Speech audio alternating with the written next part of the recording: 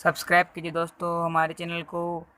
Notification पाने के लिए बेल आइकन को प्रेस कीजिए। Good morning all student. My ज्ञान भारती ग्रुप ऑफ एजुकेशन अंता में आपका ऑनलाइन क्लास के अंदर स्वागत है। हम मुगल कालीन भारत पढ़ रहे थे 1526 से लेकर 1858 तक, जिसमें हमने आपको बाबर के बारे में विस्तृत रूप से समझा दिया कि जो है मुगल शासन का जो था वो संस्थापक कैसे था, ठीक है, और उसने किसकी उपाधि धारण की वो भी मैंने आपको बता दिया। उसके समस्त युद्ध मैंने आपको बता दिया और अंतिम युद्ध भी मैंने जो है आपको समझा दिया। आज हम बात करते हैं हुमायूं की। तो बाबर के बाद उसका पुत्र, बाबर का लड़का कौन था, उसका पुत्र नसरुद्दीन हुमायूं शासक बना। कौन बना? हुमायूं शासक बना। हुमायूं ने अपने भाई, देखो 4 भाई थे, अब 4 भाइयों में हुमायूं ने अपने भाई कामरान को काबुल और कंधार का प्रदेश दिया, अस्करी को संभल का और हिंदाल को अलवर और मेवात, ठीक है। अलवर के क्षेत्र को मेव जाति होने के कारण मेवात भी कहा जाता है, ठीक है। तो हिंदाल को अलवर और मेवात और अपने चचेरे भाई सुलेमान को बदख्शां का, ठीक है, बदख्शां का प्रदेश दिया। हुमायूं ने दीनपना नामक नगर की स्थापना की। हुमायूं ने जो है दीनपना नामक नए शहर की स्थापना की। याद रखिएगा, सबसे इंपॉर्टेंट चीज है दीनपना नामक शहर की स्थापना की। शहर या इसको नगर भी कह सकते हैं हम, की स्थापना की किसने? हुमायूं ने, ठीक है।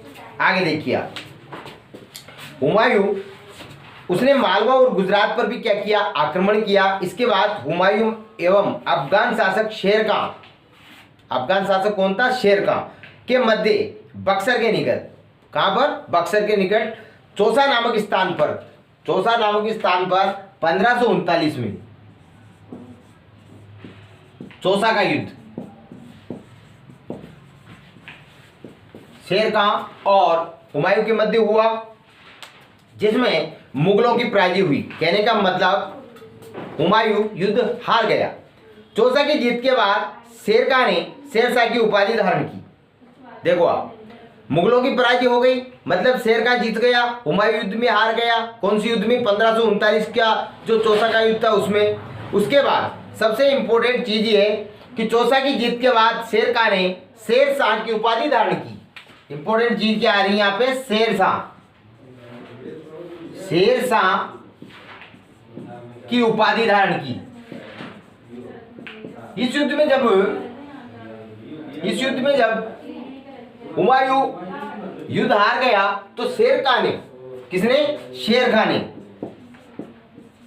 शेर खां ने किसकी उपाधि धारण की? शेरशाह की उपाधि धारण की। और ये युद्ध कब हुआ था? 1539 में चौसा का युद्ध। याद रखिएगा, चौसा के युद्ध के बाद में जब मुगलों की पराजय हुई, कहने का मतलब जब हुमायूं युद्ध हार गया तो शेर खां नामक व्यक्ति ने, जो अफगान शासक था शेर खां, उसने शेरशाह की उपाधि जो है धारण की। आगे देखो आप, चौसा की जीत के बाद शेर खां ने शेरशाह की उपाधि धारण की और अपने नाम के सिक्के भी जारी किए। शेरशाह का वास्तविक नाम क्या था?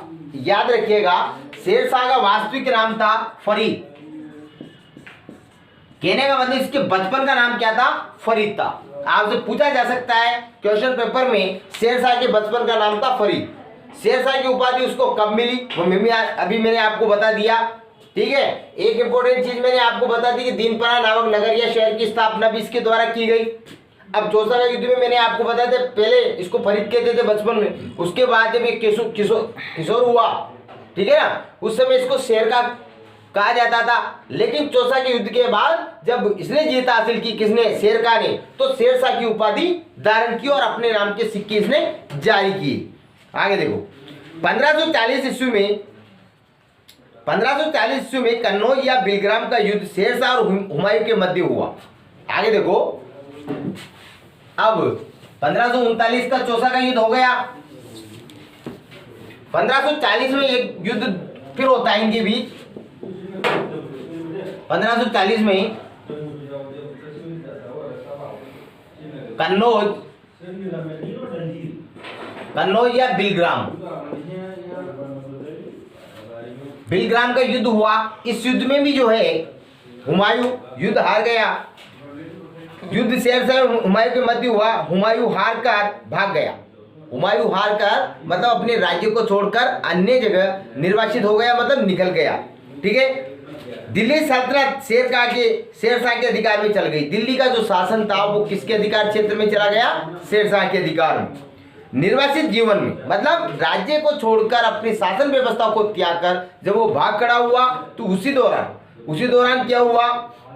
निर्वासित जीवन में ही उसने भटकल के पास, किसके पास? भटकल के पास शेख अली अख्तर की लड़की, किसकी लड़की? शेख अली अख्तर की लड़की हमीदा से क्या की? शादी की। शेख अली अख्तर की लड़की भटकल के निकट शेख अली अख्तर की जो लड़की थी हमीदा, उससे क्या किया? इसने विवाह किया। ठीक है, आगे देखो, हमीदा से शादी की और आगे चलकर ये हमीदा जो है अकबर की मां बनी। किसकी मां बनी? अकबर की मां बनी।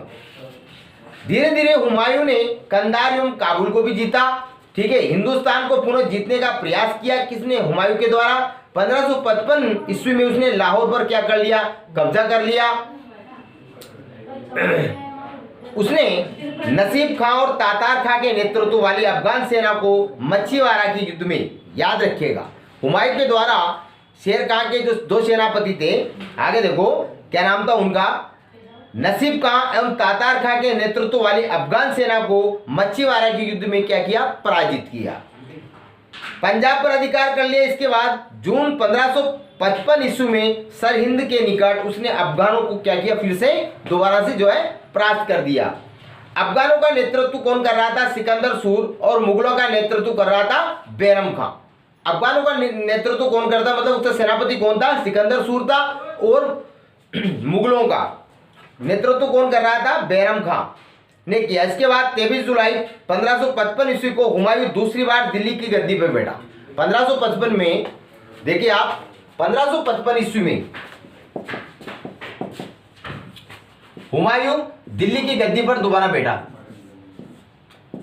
दोबारा शासन व्यवस्था इसने कायम की, दोबारा से राज की व्यवस्था इसने धारण की, दोबारा से राजा बना। ठीक है, और उसने 1555 में सरहिंद के निकट उसने अफगानों को फिर से परास्त किया। अफगानों का नेतृत्व कौन कर रहा था? मैं अभी बता रहा था आपको, सिकंदर सूर। और मुगलों का नेतृत्व कर रहा था बैरम खां। इसके बाद 23 जुलाई 1955 को हुमायूं दूसरी बार दिल्ली की गद्दी पर बैठा। लेकिन कुछ समय बाद 24 जनवरी 1556 ईस्वी को 24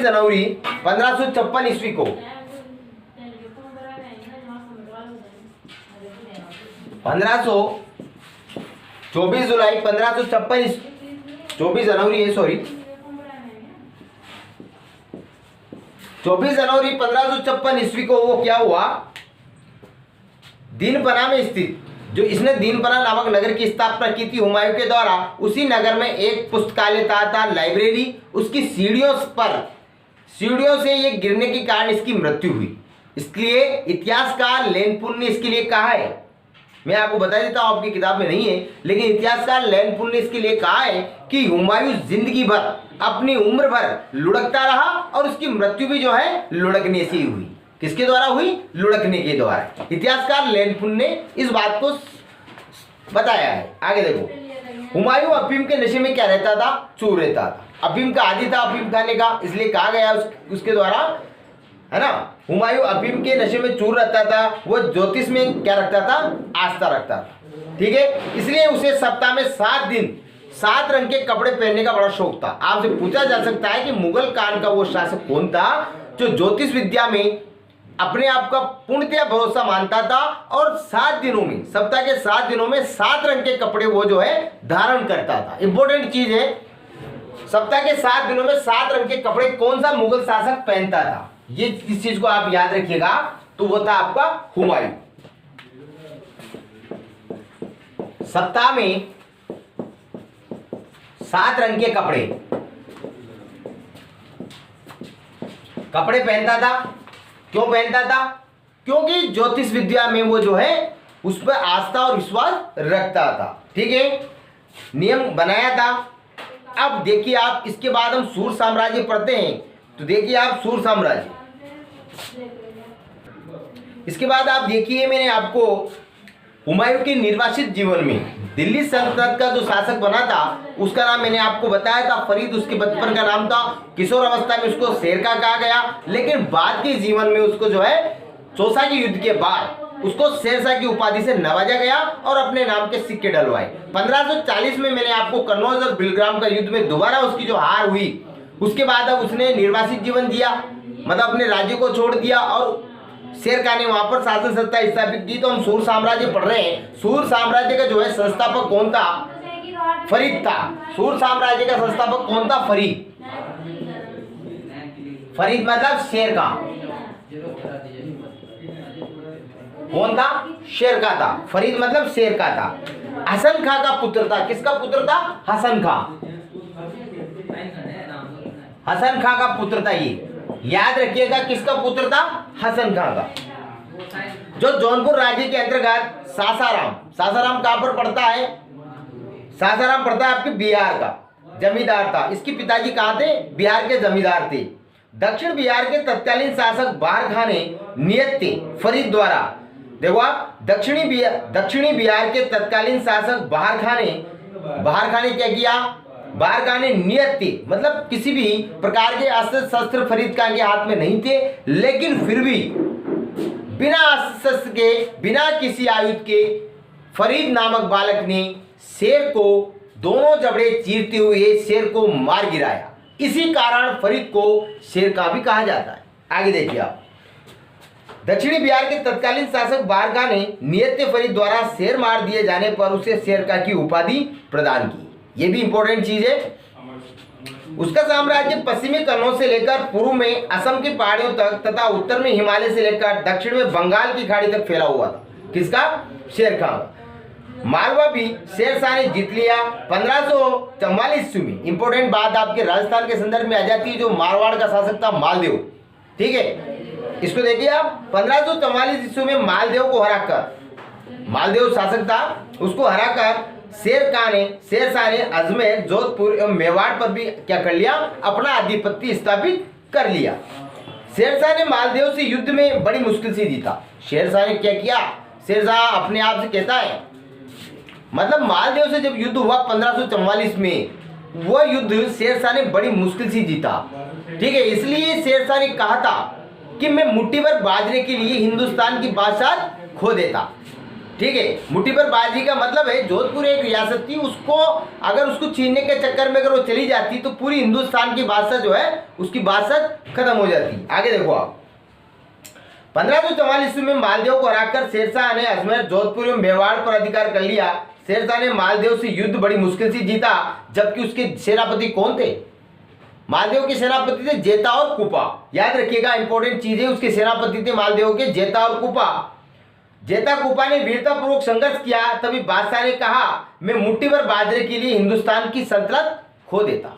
अगर मैं जोधपुर का मतलब इस छोटी सी परगना या छोटी सी रियासत को अगर हार जाता तो मेरी जो है शासन सत्ता थी पूरी दिल्ली के संदर्भ में, पूरे भारत के संदर्भ में वो चली जाती। कहने का मतलब ये, मेवाड़ पर भी उसका सांकेतिक अधिकार हो गया। 1544 ईस्वी में कालिंजर के युद्ध के दौरान बारूद में विस्फोट के दौरान, याद रखिएगा इंपॉर्टेंट चीज आ रही है, 1544 का युद्ध हुआ कालिंजर का। कालिंजर युद्ध में गोला बारूद के फटने से उससे शेरशाह झुलस गया और उससे इसकी मृत्यु हुई। तो इंपॉर्टेंट चीज है कि शेरशाह की जो मृत्यु है कौन से युद्ध में हुई? तो 1544 ईस्वी में कालिंजर के युद्ध में, ठीक है। और युद्ध के दौरान जो गोला बारूद विस्फोट हुए उससे इनकी मृत्यु हुई। किनकी? शेरशाह सूरी की। आगे देखो आप, बारूद में विस्फोट होने से शेरशाह की मृत्यु हो गई। शेरशाह के बाद इस्लाम शाह ने, मतलब इनके जो पुत्र हैं इस्लाम शाह ने 1553 ईस्वी तक शासन किया, लेकिन बाद में अयोग्य उत्तराधिकारी, इनके जो बाद के पुत्र हुए या बाद के जो उत्तराधिकारी हुए वो अयोग्य थे। अयोग्य से तात्पर्य शासन संचालन की नीति निपुणता इनके पास नहीं थी। आगे देखो आप, लेकिन अयोग्य उत्तराधिकारियों के आपसी संघर्ष से सूर साम्राज्य का पतन हुआ। शेरशाह के सुधार का निर्माण प्रसिद्ध है। शेरशाह ने जो सुधार किया अपने राजकीय राजकार्यों की व्यवस्था में वो बहुत ही ज्यादा प्रसिद्ध है। उसने भूमि माप एवं लगान को व्यवस्थित कर गल्ला बख्शी। देखो आप, मतलब जो राजकीय कोष हैं उनको इकट्ठा करने में क्या क्या प्रणाली अपनाई, गल्ला बख्शी या बटाई, नस्क, मुक्ताई या कनकूट और नकदी या जब्ती प्रणाली प्रचलित थी। 4 बड़ी सड़कें एवं अनेक सरायों का निर्माण मतलब तालाबों का निर्माण इसके द्वारा करवाया गया। उसकी सबसे लंबी सड़क बंगाल से सोनार गांव तक, याद रखिएगा, बंगाल से लेकर सोनार गांव तक, जिसको आज वर्तमान में ग्रांड ट्रंक रोड भी कहा जाता है। ठीक है, सोनार गांव से लेकर, बंगाल से लेकर सोनार गांव से लेकर पेशावर तक थी, जिसका अस्तित्व आज भी है। यह सड़क ग्रांड ट्रंक रोड के नाम से विख्यात है। ठीक है ना। मुद्रा ढलाई के सुधार करते हुए उसने तांबे का जो सिक्का ढलवाया वो 380 ग्रेन का दाम था। तांबे का जो सिक्का था वो 380 ग्राम ग्रेन का वजन था उसका। ठीक है, तथा चांदी का 178 ग्राम ग्रेन दाम का रुपया भी उसने जो है जारी किया। ठीक है, सासाराम बिहार के में एक झील के मध्य अपने मकबरे का निर्माण करवाया। सासाराम कहाँ पड़ता है अभी वर्तमान में? बिहार के अंदर। तो झील के मध्य मतलब उसके बीच के भूभाग पर इसने क्या किया, अपने मकबरे का निर्माण करवाया। ये इसका मकबरा याद रखिएगा, शेरशाह का जो मकबरा है सासाराम की एक झील है उसके मध्य में अवस्थित है, और मध्य में होने के कारण जो मकबरा उसने बनवाया उसकी आकृति किसकी समान है? डमरू की समान, डमरू की आकृति वाला। आपसे पूछा जा सकता है कि डमरू की आकृति वाला जो मकबरा है वो कौन से शासक का है? शेरशाह सूरी का। याद रखिएगा, डमरू की आकृति का मकबरा इंपॉर्टेंट चीज है आपके जीके के लिए और आपके पेपर के लिए भी। डमरू की आकृति वाला दिखाई पड़ता है, जिस पर हिंदू मंदिरों का क्या पड़ा? प्रभाव भी पड़ा। हिंदू मंदिरों की जो है सांस्कृतिक है ना गतिविधियां उस पर दिखाई दी। ठीक है ना। और हाँ, तो आप हमने देखो, आप मुगल काल में बाबर पढ़ा दिया, आपको हुमायूं पढ़ा दिया। हुमायूं की निर्वासित जीवन में जो है मैंने आपको अभी शेरशाह सूरी का शासन सत्ता भी मैंने आपको बता दी भारत के संदर्भ में। ठीक है, अब इसके बाद हमीदा बानो बेगम से जो पुत्र प्राप्ति हुई हुमायूं की, उसका नाम था अकबर, और अकबर के बारे में हम नेक्स्ट वीडियो में पढ़ते हैं। आज के लिए बस इतना ही, धन्यवाद।